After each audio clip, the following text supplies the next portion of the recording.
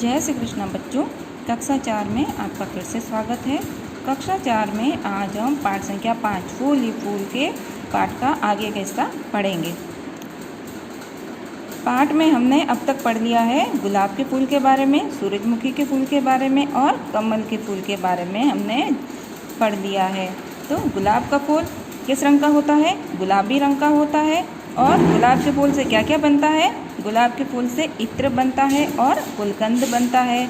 सब फूलों में सबसे सुंदर फूल गुलाब का फूल माना जाता है ना। गुलाब की पंखुड़ियों से गुलकंद बनता है। उसके बाद में सूरजमुखी के फूल के बारे में हमने पढ़ा। तो सूरजमुखी का फूल ऐसा फूल है जो सूरज की जिस तरफ सूरज होता है उसकी तरफ सूरजमुखी का फूल झुक जाता है, ठीक है। और सूरजमुखी के फूल के बीजों से तेल निकाला जाता है जो खाने के काम में आता है। और सूरजमुखी का फूल किस रंग का होता है? पीले रंग का होता है। कैसा फूल होता है सूरजमुखी का? पीले रंग का। उसके बाद में हमने कमल के फूल के बारे में पढ़ा। तो बच्चों, कल बताया था कि हमारा राष्ट्र पुष्प कौन सा है? राष्ट्र फूल कमल का फूल है। कौन सा फूल है? राष्ट्रीय कमल का फूल हमारा राष्ट्रीय पुष्प है। जिस तरह से हमारा राष्ट्रीय पक्षी मोर है, राष्ट्रीय पशु बाघ है, उसी तरह से राष्ट्रीय फूल कौन सा है? कमल का फूल। और कमल का फूल वो फूल है जिस पर माँ सरस्वती माता विराजमान रहती है। और कमल के फूल की डंडी से और पुष्पासन से सब्जियाँ बनती है और लोग बड़े प्यार से उस सब्जी को खाते भी हैं, ठीक है। तो कल खुशी ने तीनों फूलों के बारे में तीनों फूलों से बातचीत कर ली थी। तो कमल के फूल के बारे में पूछा था उसने कि आप तुम कौन हो? तो कमल ने बताया कि मैं कमल का फूल हूँ, मैं पानी में खिलता हूँ और मेरे कमल की डंडी से और पुष्पासन से सब्जी बनती है। तो हाँ, वही कमल का फूल हूँ जिस पर माँ सरस्वती विराजमान रहती है। हाँ, कमल का फूल मुस्कुरा दिया, ठीक है। तो ये यहाँ तक हमने कल पढ़ लिया था। तो आइए आज हम कुछ प्रश्नोत्तर को देख लेते हैं। पहला प्रश्न है हमारा, गुलाबी रंग के दो फूलों के नाम बताइए। तो गुलाबी रंग के दो फूलों के नाम बताने हैं हमें बच्चों। तो एक तो है हमारा कमल का फूल, ठीक है, और दूसरा है लिली का फूल। कौन सा? एक कमल का फूल हो गया और दूसरा फूल कौन सा हो गया? लिली का फूल। उसके बाद में प्रश्न है हमारा कि जल में खिलने वाले दो फूलों के नाम लिखिए। जल में खिलने वाले दो फूलों के नाम लिखिए। तो कमल का फूल और वाटर लिलीज, ठीक है। ये विदेशी फूल है वाटर लिलीज। कमल का फूल तो सब जगह देखा होगा आप लोगों ने पानी में। फिर तीसरा है हमारा प्रश्न, पीले रंग के दो फूलों के नाम लिखिए। तो पीले रंग के दो फूल कौन से हैं? एक तो सूरजमुखी का फूल है जिसके बारे में हमने कल पढ़ा था, है पीले रंग का फूल, और एक गेंदे का फूल है ना। गेंदे का फूल जिसको हजारे का फूल भी कहते हैं। तो गेंदे का फूल और सूरजमुखी का फूल पीले रंग के दो फूल हो गए। फिर चौथा प्रश्न है कि कौन कौन से फूल खाने के काम आते हैं। तो कौन कौन से फूल खाने के काम आते हैं?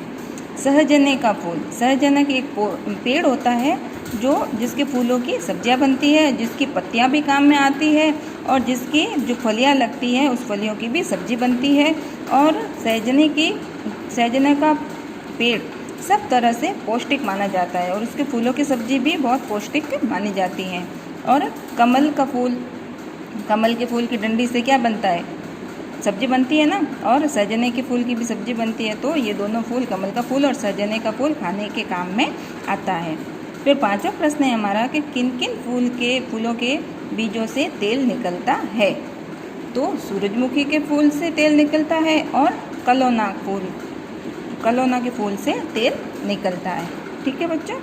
और सरसों का जो सूरजमुखी का बीजों का तेल होता है वो खाने के काम आता है ना। फिर छठा प्रश्न है हमारा कि किस फूल की पंखुड़ियों से गुलकंद बनता है। तो पिछले वीडियोज़ में हमने बताया था कि गुलाब की पंखुड़ियों से गुलकंद बनता है जो मीठा होता है खाने में। कैसा होता है? मीठा होता है। गुलाब की पंखुड़ियों से गुलकंद बनता है। ये हो गया इसका उत्तर। तो आज हम आगे हम पढ़ेंगे कि मधुमक्खी अच्छी है। अब मधुमक्खी अच्छी है, आप बोलोगे कि मैडम मधुमक्खी अच्छी कैसे हो गई? मधुमक्खी तो बहुत तेज काटती है और जहाँ भी काटती है वो शरीर का हिस्सा सूज जाता है, सूजन आ जाती है, फिर दर्द भी होता है। तो मधुमक्खी भला अच्छी कैसे हो गई? पर मधुमक्खी अच्छी है। कैसे अच्छी है? आइए जानते हैं पढ़ के। खुशी आगे बढ़ रही थी, तभी एक मधुमक्खी ने उसके पास आकर कहा, खुशी, तुम तितली के पीछे तो दौड़ दौड़ कर खेल रही थी, मेरे साथ भी खेलो ना। अब खुशी आगे बढ़ रही थी। उसने गुलाब के फूल से बातचीत कर ली थी, सूरजमुखी के फूल से बातचीत कर ली थी, कमल के फूल से भी बातचीत कर ली थी, और वो तितलियों के पीछे भी भाग रही थी। तो खुशी आगे बढ़ रही थी, तभी एक मधुमक्खी, किसने कहा खुशी से, कि एक मधुमक्खी ने उसके पास आकर कहा, खुशी, तुम तितली के पीछे तो दौड़ दौड़ कर खेल रही थी। किसके पीछे? तितली के पीछे दौड़ दौड़ के खेल रही थी, मेरे साथ भी खेलो ना। क्या कह रही है? कि मेरे साथ भी खेलो ना। किसने कहा? मधुमक्खी ने खुशी से कहा कि भाई मेरे साथ भी खेलो तुम। अरे भन भन की गुंजन करने वाली सखी, तुम कौन हो? किसने कहा? खुशी ने मधुमक्खी से पूछा कि भन भन की गुंजन करने वाली सखी, तुम कौन हो? मधुमक्खी की आवाज़ ऐसी होती है ना, कभी छत्ते के पास से गुजरते हो तो एकदम भन भन की आवाज़ आती है। उसके जो ये आवाज़ किसकी होती है? मधुमक्खी के पंखों की आवाज़ होती है, जो पंख सारा दिन फैलाती रहती है। पंखों की आवाज़ से वो अपने शहद को गाढ़ा करती रहती है। तो भन भन की गुंजन करने वाली सखी, तुम कौन हो? मधुमक्खी ने मुस्कुराते हुए, खुशी ने मुस्कुराते हुए पूछा। किससे? मधुमक्खी से पूछा। ये मधुमक्खी का छत्ता दिखाई दे रहा है आप लोगों को, है ना? मधुमक्खी का शहद से भरा छत्ता देखा ही होगा आप लोगों ने। मधुमक्खी का छत्ता तो, है ना, शहद से भरा हुआ होता है और इस पर मधुमक्खियाँ भिनभिना रही होती है। ये शहद किससे बनाती है? फूलों का रस चूस के जो रस होता है वो इस छत्ते के अंदर डाल देती है और अपने पंखों से इस रस को गाढ़ा करती है। इसके बारे में भी हम आगे पढ़ेंगे। तो मधुमक्खी का शहद से भरा छत्ता दिख रहा है आप लोगों को। मैं मधुमक्खी हूँ। जब खुशी ने पूछा कि बन बन की आवाज़ गुंजन करने वाली, तुम कौन हो? तो मधुमक्खी ने कहा कि मैं मधुमक्खी हूँ, मैं शहद बनाती हूँ। शहद कौन बनाती है बच्चों? अगर प्रश्न आ जाए आपके कि शहद कौन बनाता है, तो शहद उत्तर क्या होगा? शहद मधुमक्खी बनाती है। मैं मधुमक्खी हूँ, मैं शहद बनाती हूँ। मैं फूलों का रस चूस कर अपने पेट में बनी छोटी थैली में भर लेती हूँ। अब मधुमक्खी शहद कैसे बनाती है देखिए। मधुमक्खी क्या कह रही है कि मैं मतलब मधुमक्खी फूलों का रस चूस कर अपने पेट में बनी छोटी थैली में भर लेती है। मधुमक्खी कितनी सी होती है? छोटी सी होती है ना, तो पेट में थैली भी छोटी सी होगी। तो मधुमक्खी कहती है कि मैं फूलों का रस चूस कर अपने पेट में छोटी सी थैली बनी हुई है उसे भर लेती हूँ, उसमें वो रस भर लेती हूँ। मेरे पेट में इस रस से पतला शहद बनता है। क्या? मेरे पेट में इस रस से पतला शहद बनता है। तुमने मेरा छत्ता देखा होगा, देखा है ना बच्चों? अगर नहीं देखा किसी ने तो इस चित्र में देख लीजिए, ऐसा ही मधुमक्खी का छत्ता होता है। ठीक है। हाँ, मेरे विद्यालय के पास बरगद के पेड़ पर बहुत बड़ा छत्ता है। अब खुशी ने कहा कि हाँ, मेरे विद्यालय के पास बरगद मतलब बरगद हमारा राष्ट्रीय वृक्ष है। क्या है बच्चों? हमारा राष्ट्रीय वृक्ष कौन सा है? बरगद। राष्ट्रीय पुष्प तो कमल हो गया, और राष्ट्रीय वृक्ष हमारा कौन सा है? बरगद का पेड़ है। और राज्य वृक्ष कौन सा है? खेजड़ी। ठीक है, इन दोनों चीज़ों को याद रखना। तो खुशी कह रही है कि हाँ, मेरे विद्यालय के पास बरगद के पेड़ का एक बहुत बड़ा छत्ता है।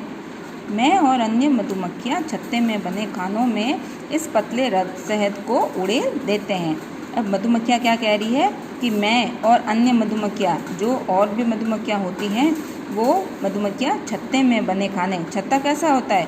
खोखला होता है पहले तो, है ना, खाने बने हुए होते हैं। तो उन खानों में इस पतले शहद को उड़ेल देते हैं जो पेट में होता है। हम इसे अपने भोजन के रूप में एकत्र करते हैं। क्या कह रही है मधुमक्खी?